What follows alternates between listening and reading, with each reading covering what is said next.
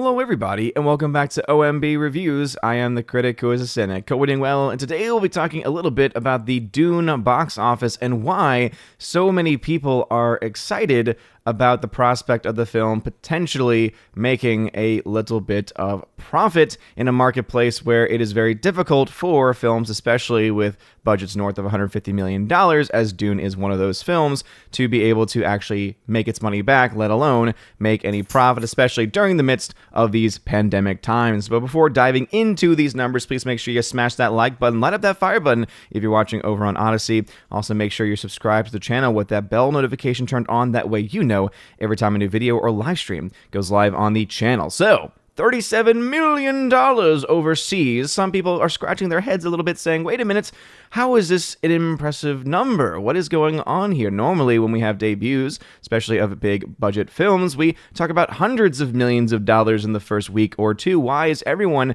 getting so incredibly excited about this? Well, we actually have some pretty keen insight here from Scotty Boy Mendelsohn. And as you all know, I've been very critical of Scotty Boy Mendelsohn in the past and continue to be so, because he does add in his political takes every now and then, and sometimes his analysis is a little bit wanting. But I think in this case, we could definitely point to the fact that he is making a very clear observation about why people are very excited or have a lot of hope as far as this film being able to make some pretty good money when it eventually comes out. And as I've been kind of pointing out, with the way they're releasing this film, kind of building up interest, building up a word-of-mouth campaign, probably tried to do the best they can to curtail piracy to the same degree that a lot of other films, especially from HBO Max, from Warner Brothers, that have really been, again, hurt by piracy, since you can get very clear, crisp copies once a film is available day and date release on HBO Max. And so let's see if this process actually works out for them, and if they might try and do this in the future with other projects, or if other studios try and do something similar like this in the future with any potential success. And so, as you can see here, the film nabbed around $37 million. So this has actually been updated. So it made $37.6 million. So it actually made a little bit more than what had been announced. And that's, again, very common, where you have early projections going into the week. And that is, again, I think the first real victory for this movie was that they were projecting the film to only make around $20 million, and it ended up making $37.6 million. So that is a very large increase, a much higher performance than many of those industry experts were expecting.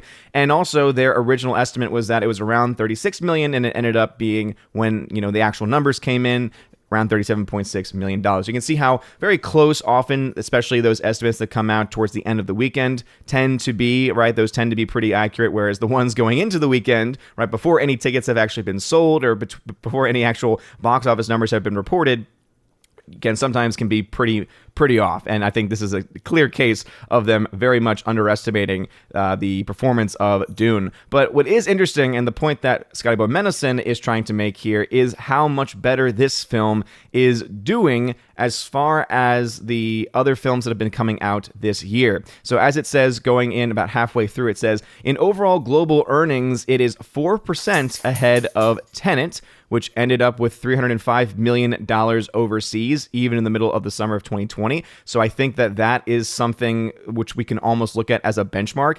If this film is 4% ahead of Tenet, and if it continues that type of momentum and is able to reach that $305 million overseas, which, again, could it happen? I mean, it's theoretically possible.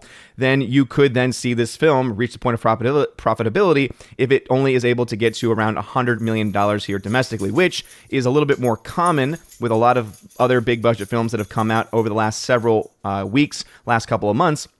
Most of them, at the very least, reaching the $100 million mark. Even films like Jungle Cruise, which are massive financial flops, even that film was able to get to the $100 million domestic market. So that is, I think, something that they are probably going to try and hope for, because if they can get $100 million at least here domestically and get somewhere close to $300 million internationally, that would put it right around the break-even number, which for this film is around $412 million. And again, that's just looking at the number of the production budgets, taking into account typical marketing costs, take into account the fact that they only get around 60% of the total box office. So $412 million would put them right at that spot of making their money back and being able to be profitable. So you can see why There are some people like even Scotty Boy Mendelson saying, hey, there's reason to be optimistic. Now, we could, of course, see some massive drop-offs in the international marketplace. We could also see a very low performance domestically because of HBO Max or a wide variety of other things. So, obviously, it's still way too early to tell whether this film will make any money or not, but it seems to be trending in a positive direction. What I really love to see are things like this. It's 33% ahead of Black Widow, which not really all that surprising. 52% ahead of Blade Runner 2049. That is the last film done by Denis Villeneuve. That's the director of Dune. So that was a massive financial failure. And so for this film to be already performing ahead by 52% when that film came out during non-COVID times, is I think already a pretty good sign, at least a very good early sign.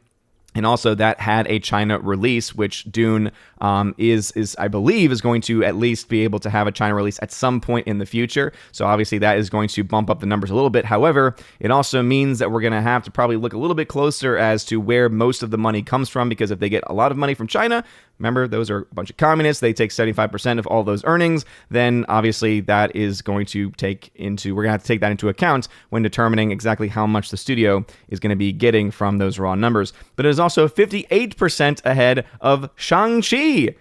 Wow, 58% ahead of Shang-Chi. Yeah, Shang-Chi, the most successful film ever.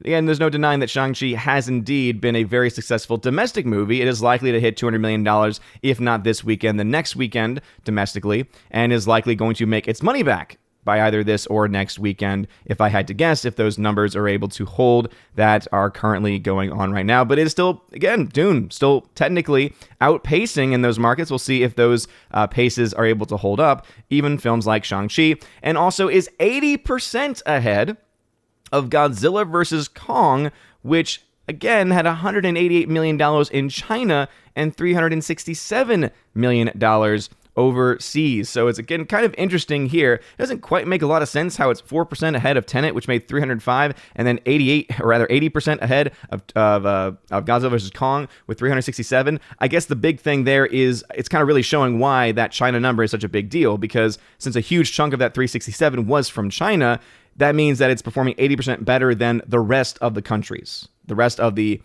markets that it has opened in thus far. And for Dune, the most successful of those markets, at least reported here by the numbers, are actually countries like Russia, where it's made 7.8 million, France 7.5, Germany 5.2, Italy 2.5, Spain 2.4.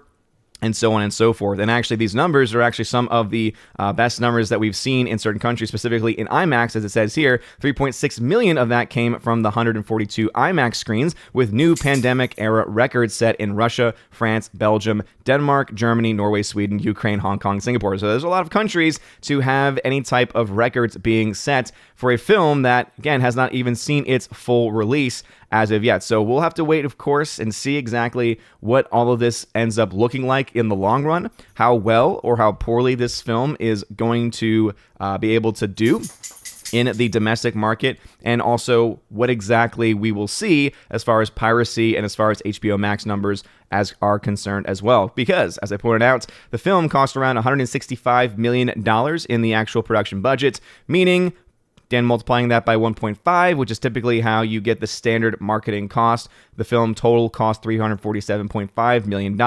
And so if you take into account, usually multiply this by, again, there's different ways of doing it, but the easiest way, or I guess one of the simplest ways of explaining it, is if you multiply this by 1.666666, you get what the likely projected outcome will be. And so for this film, or rather what it needs to be able to make this number back.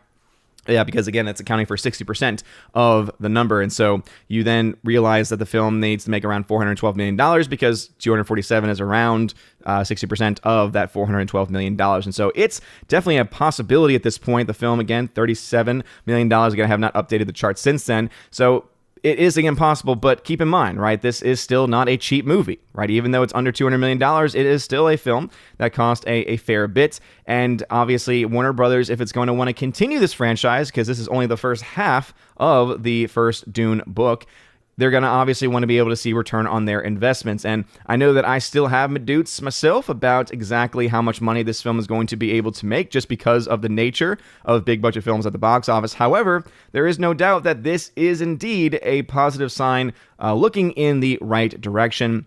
And I would say if I was Denis Villeneuve or if I was Warner Brothers, I would be looking at this number and saying to myself, okay, you know what? I think that there is some potential here. I think that there are reasons to be optimistic, but we'll have to, of course, wait and see for it to release in all of the other markets across the world, most especially the domestic market, because it needs to make, again, around $300 million internationally, $100 million domestically, splitting 150, or either more than that, really, 150, 200, one of them having to be the case. And as I've been making the point, and I will continue to make the point, this is a movie based on a book that, I'm going to be honest, is not as, I think, as popular as some other properties might be. You'll go back and look to, for instance, a film like the original Dune movie by David Lynch, and I think that most people would argue that this is a movie that is, at the very least, divisive, right? That there's some people that adore this movie, there's some people that can't stand it. That's kind of where I am, not because I don't like the story, but because I just don't like David Lynch, and I don't like the directions he took with this specific film. I've been listening to the audiobook, actually. I'm about 20 minutes or so into the audiobook, and I've been very much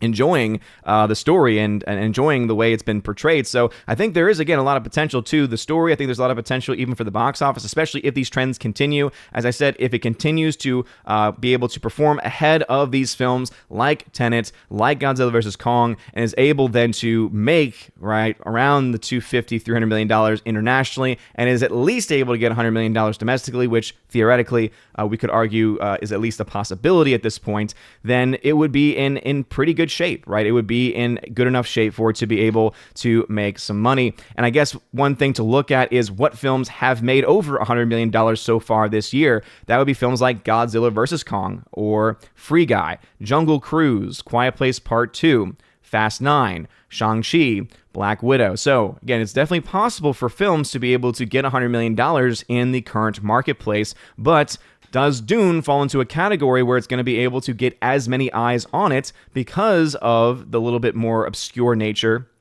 of its content?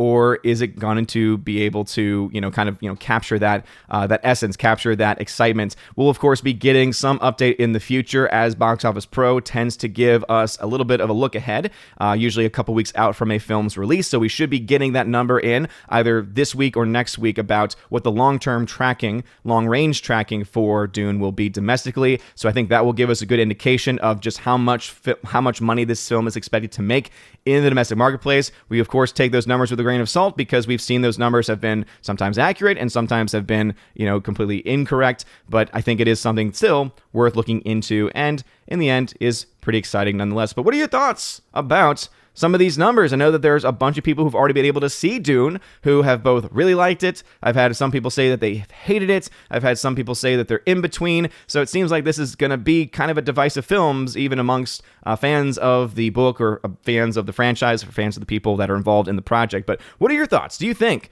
that this $37 million that it's already made at the box office is going to be enough for it to, kind of get that start it needs, get the jump start it needs to try and really push itself forward? Right now, it's only available in 24 markets. It's expected to come out in a lot of smaller markets this coming weekend, so probably won't see a massive jump in this number. We'll, of course, look and see if there's going to be any major holds in those countries where it's doing a little bit better, and exactly how much money it makes from the smaller markets. And, of course, this is all leading up to, we're about a month out now from the domestic opening of Dune, set to come out around October 22nd, and that, I think, will be a big sign, right? The domestic number really needing to get at least $100 million for it to even be in contention, because I think the possibility of this film making $350, $400 internationally, probably not in the cards if I had to guess at this point. But again, we'll have to wait and see what these numbers are. I'm a guy that likes to look at the trends. I like to see the week 1 into week 2 drop off, that kind of stuff. So we'll wait and see what the number looks like next weekend. And of course, I will include that in the box office breakdown I do on Sunday. But let me know your thoughts in the comment section below. If that's this video, smash that like button, light up that fire button. If you're watching Odyssey, you're all amazing and beautiful people. Hope you all have a wonderful rest of your day. And as always, God bless.